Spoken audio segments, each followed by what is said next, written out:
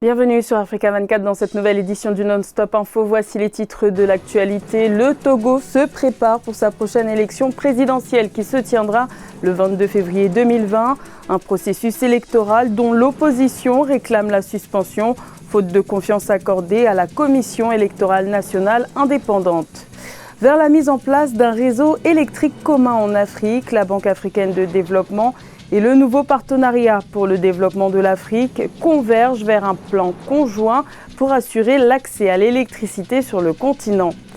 Et certains événements de 2019 remettent en question l'état de la liberté de la presse au Bénin. Le journaliste Ignace Soussou, arrêté le 20 décembre pour avoir relaté et travesti des propos du procureur de la République sur des réseaux sociaux, a été fixé sur son sort ce mardi. La prison ferme a été retenue contre lui. Au Togo, la prochaine élection présidentielle est prévue le 22 février 2020 selon un décret pris en Conseil des ministres le 5 décembre. La diaspora togolaise prendra part au vote pour la première fois, mais l'organisation de ce scrutin est décriée par une partie de l'opposition qui réclame la suspension du processus électoral et la reconstitution de la Commission électorale nationale indépendante. Reportage de notre correspondante Emefa Kofi. Plus de 3 millions d'électeurs inscrits provisoirement sur la liste électorale pour la présidentielle de 2020 au Togo.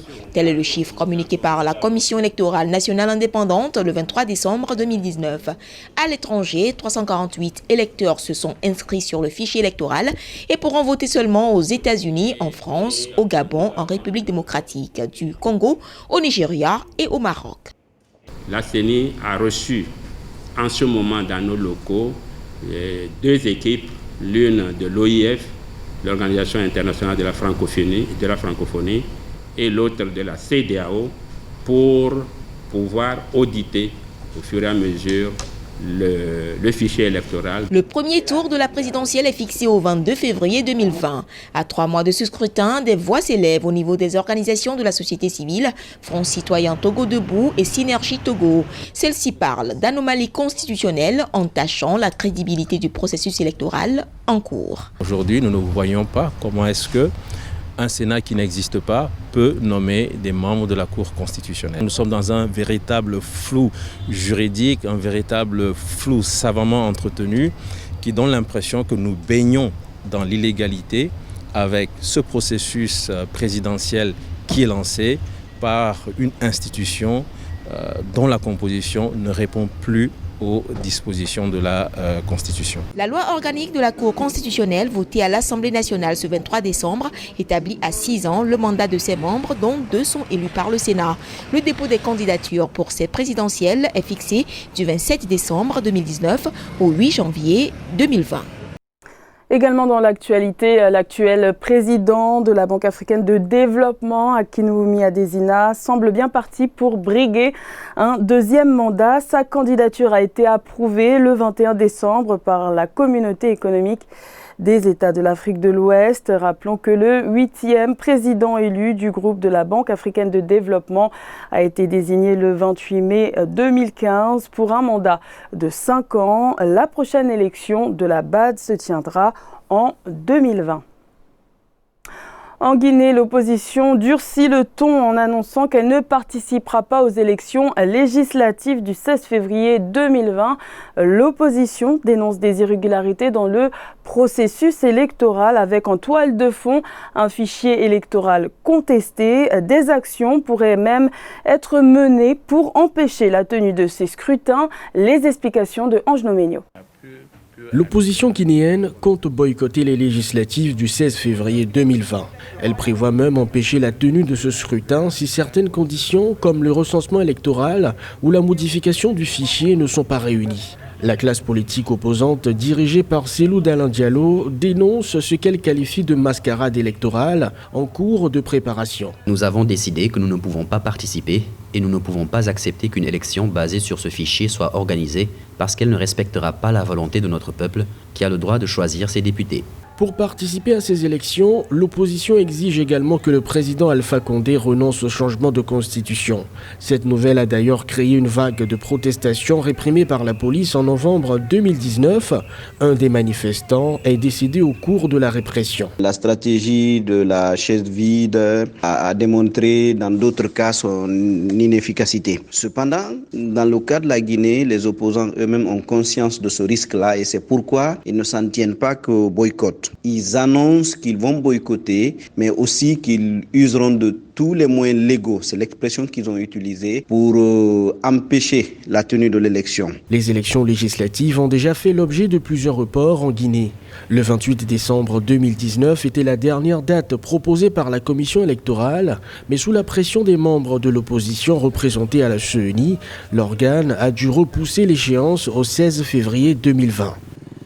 Dans le reste de l'actualité, en Centrafrique, le député Jean-Michel Mandaba sera traduit devant la Haute Cour de justice. Il est embourbé dans une affaire de pot de vin de 40 millions de francs CFA dont l'attribution des permis à des entreprises chinoises.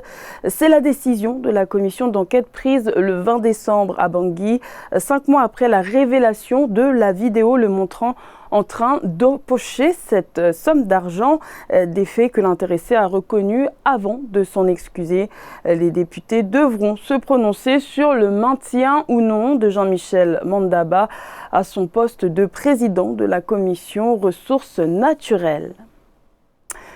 L'Afrique poursuit son chemin vers l'électrification, un enjeu déterminant pour le continent puisque plus de 57% de la population du continent n'a pas accès à l'électricité, un chiffre que la Banque africaine de développement et le nouveau partenariat pour le développement de l'Afrique vont tenter de faire baisser par la mise en place d'un plan pour un réseau et un marché électrique commun. Plus de détails avec Nelly Claude Bessa. La Banque africaine de développement et l'Agence de développement de l'Union africaine envisagent d'électrifier le continent africain. Dans le détail, le projet qui vise à doter l'Afrique d'un réseau de transport continental intégré pour relier les services publics d'électricité nationaux à des pôles énergétiques régionaux et finalement à un réseau de transport à l'échelle du continent. Ce système ambitionne à terme de garantir le développement de marchés de l'électricité compétitifs au niveau régional et continental. Un tel projet devrait avoir pour objectif d'optimiser la capacité énergétique générale, de rationaliser la qualité de l'énergie et bien sûr de privilégier les zones industrielles à grande capacité de production. Il est également prévu de créer un marché pour le commerce de l'électricité, le développement d'un réseau de transport d'électricité unifié et d'un marché pour le commerce de l'électricité sont considérés comme une priorité essentielle pour améliorer la vie des populations à travers le continent.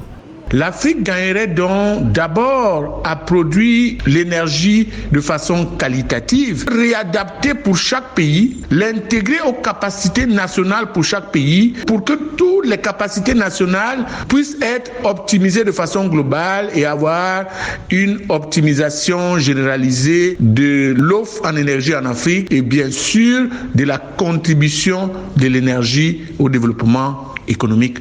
Ce projet qui apportera l'accès à une électricité fiable et sûre permettra des gains de productivité inter- et intrasectoriels pour mettre à profit l'innovation dans la perspective de produire une électricité qui soit de qualité, durable et bon marché. Le secteur privé sera appelé à participer au projet de transmission sur le continent. Le journaliste béninois Ignace Soussou a été fixé sur son sort ce mardi 24 décembre. Le tribunal de Cotonou l'a condamné à 18 mois de prison ferme et une amende de 200 000 francs CFA. Il avait été arrêté le 20 décembre au prétexte d'avoir relayé des propos du procureur de la République sur les réseaux sociaux sortis de leur contexte. Une situation décriée par les acteurs de la profession qui dénoncent une atteinte à la liberté de la presse. Reportage de notre correspondant Lefti Ounou. En service dans un organe de presse privée en ligne, le journaliste béninois Ignace Soussou a été interpellé à son domicile par l'Office central de répression de la cybercriminalité vendredi 20 décembre 2019.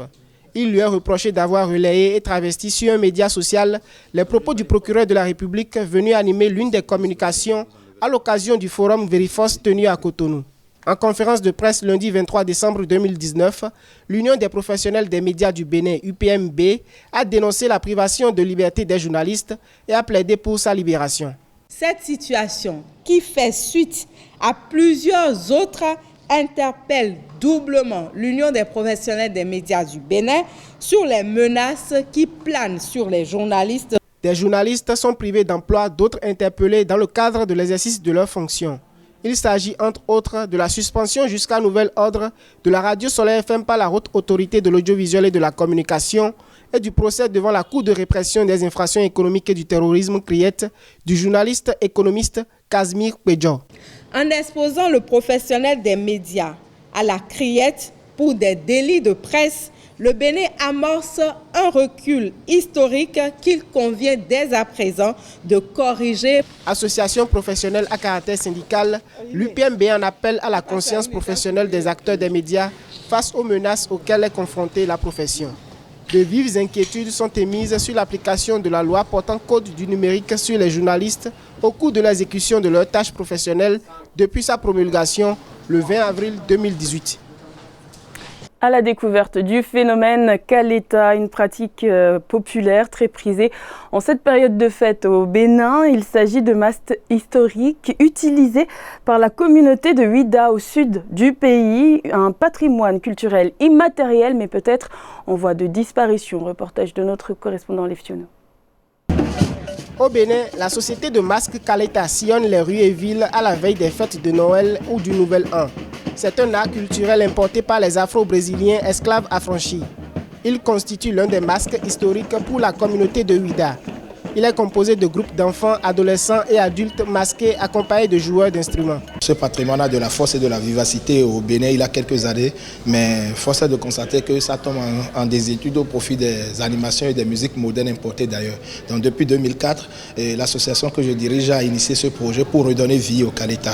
Le masque Kaleta présente des fonds différents même si sa forme est proche du masque bourrian des communautés afro-brésiliennes Agouda et Nevis. C'était une représentation de la colère des esclaves envers leurs maîtres durant les fêtes de réjouissance qui intervenaient après les récoltes dans les fermes. Le Kaleta chante et danse comme la plupart des masques africains. Le mystère dans le Kaleta, c'est de ne pas savoir qui est sous le Kaleta. Donc le masque fait partie des éléments qui permettent de voiler la personne qui est en dessous. Nous sommes à Ouida, beaucoup sont partis, certains sont restés et ce masque est la traduction de notre africanité, de notre espérance aussi. A noter que le patrimoine culturel immatériel intitulé Kaleta est menacé de disparition. Le masque Kaleta peine à être inscrit sur la liste indicative nationale. Il est également non inscrit au patrimoine mondial de l'UNESCO. Depuis près de 15 ans, le festival Kaleta et des Arts Agouda, qui est à sa 16e édition, œuvre pour la sauvegarde de cette société de masques. L'édition 2019 du festival s'est tenue du 20 au 22 décembre. C'était le journal de la rédaction. Merci de l'avoir suivi. L'information continue sur Africa 24.